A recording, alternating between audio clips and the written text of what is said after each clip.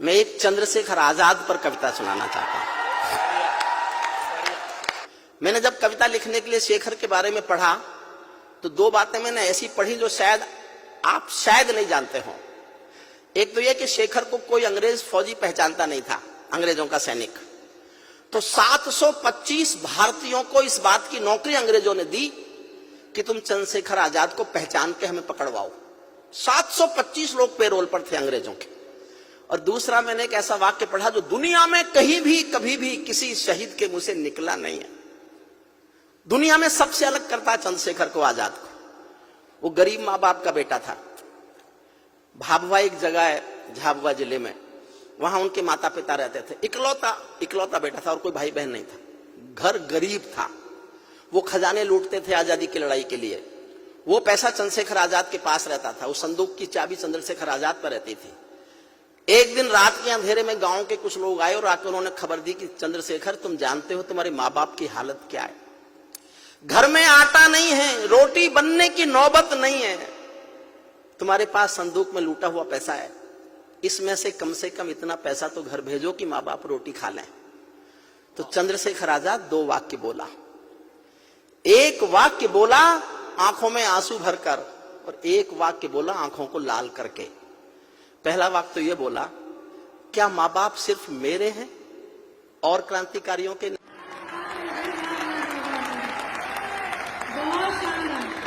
और अगले ही पल आंखें लाल करके कहा कि संदूक में से तो एक पैसा नहीं दूंगा, लेकिन तुम गांव वालों मेरे माँ बाप को रोटी नहीं खिला सको तो मुझे आके खबर कर देना। किसी दिन गांव आऊंगा और अपने इसी पिस्तौल की 2 गोली माँ बाप के सीने में उतार के चला आऊंगा। उसको राजनीति आतंकवादी बताएगी और देश सहेगा। आदरणीय मायावती जी जब सबसे पहली बार भाजपा के समर्थन से मुख्यमंत्री बनी थी तो उन्होंने इटावा में प्रेस के सामने एक बयान दिया था। कुछ चंद्रशेखर आजाद के नाम का किसी विद्यालय का नामकरण बदला जा रहा था, तो किसी पत्रकार ने हिम्मत करके उनसे कह दिया कि देवी क्या कर रही हो, यह महाविद्यालय चंद्रशेखर आजाद के नाम पर है। तो उन्होंने गुस्से में कहा, कौन चंद्रशेखर आजाद, वो आतंकवादी। सरेआम उन्होंने पहली बार भाजपा के समर्थन से मुख्यमंत्री बनने के बाद चंद्रशेखर आजाद को आतंकवादी कहा। भानु प्रताप शुक्ल ने जनसत्ता में लेख लिखा, पूरा पेज का एक लेख था। मैंने हरिद्वार में वो अखबार पढ़ा। मैं पढ़ता रहा, रोता रहा कि ये भाजपा के समर्थन का कोई मुख्यमंत्री चंद्रशेखर आजाद को आतंकवादी कह कैसे सकता है।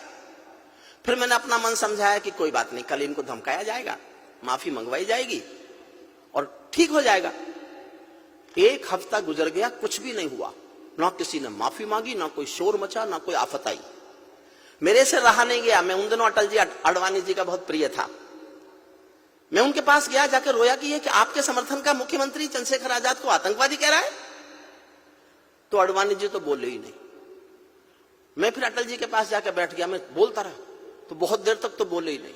बहुत देर बाद कहा, तू चाहता है हम सरकार गिरा दें? मैंने कहा नहीं, मैं नहीं चाहता, आप तो अपनी पार्टी को गिराओ। मैं दोनों से कह के आया कि आपका चुप रहना आपकी मजबूरी हो सकती है। मैं जनता का छोटा सा कवि हूं, मेरी कोई मजबूरी नहीं है। मैं एक कविता लेके जनता के सामने जा रहा हूं। और सर जी उस घटना के बाद पहली बार लौटे हो।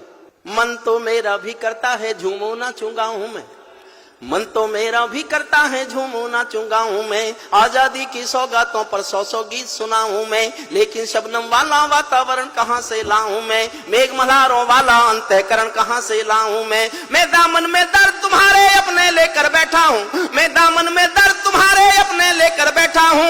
आजादी के टूटे फूटे सपने लेकर बैठा हूं। घाव जिन्होंने भारत माता को गहरे दे रखे हैं, उन लोगों को जेड सुरक्षा के पहरे दे रखे हैं, उन लोगों को जेड। ये उस समय की कविता है, अब की नहीं कर रहा। अब वालों ने तो मौका ही नहीं दिया। मैं भी 23 नवंबर को राष्ट्रपति भवन गया था, राष्ट्रपति ने बुलाया था। श्रोता थे राष्ट्रपति, उपराष्ट्रपति, प्रधानमंत्री, 4 कैबिनेट मिनिस्टर और देश के सारे राज्यपाल। उन्होंने कहा मेरे से कोई शिकायत? मैंने कहा जी एक है, आप खिलाफ लिखने का मौका ही नहीं दे रहे। इस तरह तो मेरी दुकान ही बंद हो जाएगी। जो भारत को बर्बादी की हद तक लाने वाले हैं वे ही स्वर्ण जयंती का पैगाम सुनाने वाले हैं, वे ही स्वर्ण जयंती का। कविता शुरू करता हूँ। आजादी लाने वालों का तिरस्कार तड़फाता है, बलिदानी पत्थर पर थूका बार बार तड़फाता है, इंकलाब की बलवेदी भी जिससे गौरव पाती है। आजादी में उस शेखर को भी गाली दी जाती है, आजादी में उस शेखर को भी गाली। मैंने केवल इसलिए कविता लिखी, राजनीति के लोग शहीदों का सम्मान नहीं करना चाहते, ना करें, लेकिन उनको अपमान नहीं करना चाहिए। अपमान मत कीजिए, बस मत कीजिए आप सम्मान, आपके संस्कार, लेकिन अपमान मत कीजिए। आजादी में उन बेटों को भी गाली दी जाती है। मैं दिनकर की परंपरा का चारण हूँ, भूषण की शैली का अल्प उदाहरण हूँ, इसीलिए मैं दरबारों के गीत नहीं गा सकता हूँ। मैं पीड़ा की चीखों में संगीत नहीं ला सकता हूँ। मैं पीड़ा की दिल से सुनना अच्छा लगे तो आशीष देना, मुझे आशीष नहीं भी दे सको, आंखें गीली हो तो होने देना। इससे बढ़कर और शर्म की बात नहीं हो सकती थी, इससे बढ़कर और शर्म की बात नहीं हो सकती थी। आजादी के परवानों पर घात नहीं हो सकती थी। कोई बलिदानी शेखर को आतंकी कह जाता है, पत्थर पर से नाम हटाकर कुर्सी पर रह जाता है, पत्थर पर से नाम हटाकर कुर्सी पर रह जाता है। गाली की भी कोई सीमा है, कोई मर्यादा है, ये घटना तो देशद्रोह की परिभाषा से ज्यादा है। मेरी आंखों में पानी है, सीने में चिंगारी है, राजनीति ने कुर्बानी के दिल पर ठोकर मारी है। सारे वतन पुरोधा चुप थे, कोई कहीं नहीं बोला, सारे वतन पुरोधा चुप थे, कोई कहीं नहीं बोला, लेकिन कोई ये ना समझे कोई खून नहीं खौला, लेकिन कोई ये ना समझे को। यही कविता का सौंदर्य है। कहीं ऊपर स्वर्ग में शहीदों की आत्मा सुन रही होगी। जब चंद्रशेखर आजाद को आतंकवादी बताया जा रहा होगा, शहीदों की आत्मा ने सुना होगा, उन पर क्या गुजरी होगी, इस सौंदर्य बोध को मेरे साथ जीना, इसीलिए मैं कविता सुनाना चाहता था। लेकिन कोई ये ना समझे कोई खून नहीं खोला, सुनकर बलिदानी बेटों का धीरज डोल गया होगा, सुनकर बलिदानी बेटों का धीरज डोल गया होगा। मंगल पांडे फिर शोणित की भाषा बोल गया होगा, मंगल पांडे फिर शोणित की भाषा बोल गया होगा। सुनकर हिंद महासागर की लहरें तड़प गई होंगी, शायद बिस्मिल की गजलों की बहरें तड़प गई होंगी। नील गगन में कोई पुच्छल तारा टूट गया होगा, आज नील गगन में कोई पुच्छल तारा टूट गया होगा।